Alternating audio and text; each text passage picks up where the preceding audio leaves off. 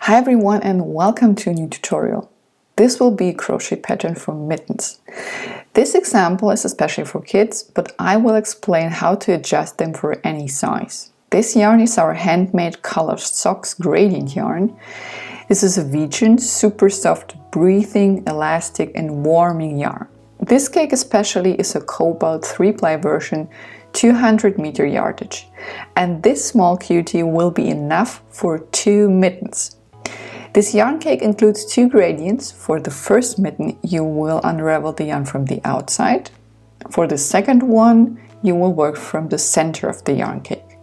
You can use this yarn, of course, for socks, cuffs, hats, and so on. And the center of your yarn will be marked by a pearl that you know that you don't use too much yarn for one project. Please find all the links in the description box below. I'm using a 3mm Clover crochet hook and a 2mm for the knit stitch later. You will also need a tapestry needle for sewing your loose ends. And that's it, let's go! First, make a slip knot. For this, create a circle, put the long strand under the circle and pull it through. This creates a loop. Insert your hook through the loop and tighten, but not too tight. Now we're going to chain stitches. For this, yarn over and pull through. That's number 1. Yarn over and pull through. Number 2.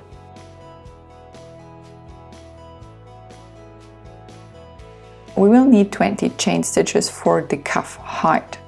So we crochet the height first and then we're going to work in rows. At the beginning of each row, chain 1 and turn your work.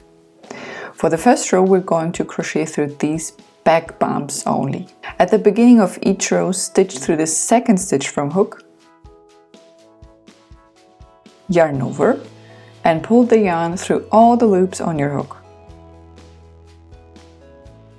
This is a slip stitch. Then slip stitch through every stitch across the row. Make sure to have a very loose tension, otherwise you won't be able to enter your stitches.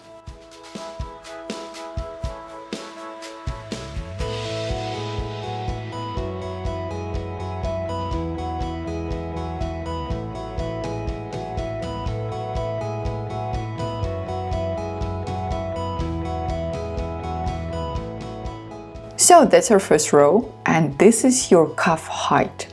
Adjust the number of your stitches to have longer or shorter cuff. Now we're going to crochet 61 rows of slip stitches. Every row will be the same and I will show you how to do that. Chain 1 and turn your work. Insert your hook through the second stitch from hook. Use the back loop only. Yarn over and pull through all the loops on your hook.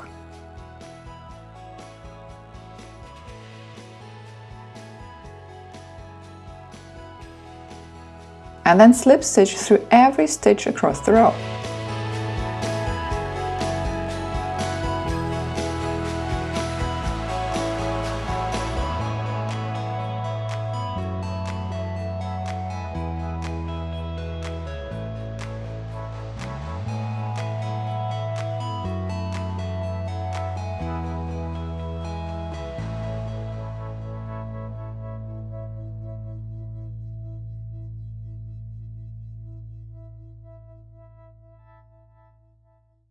And that's our second row.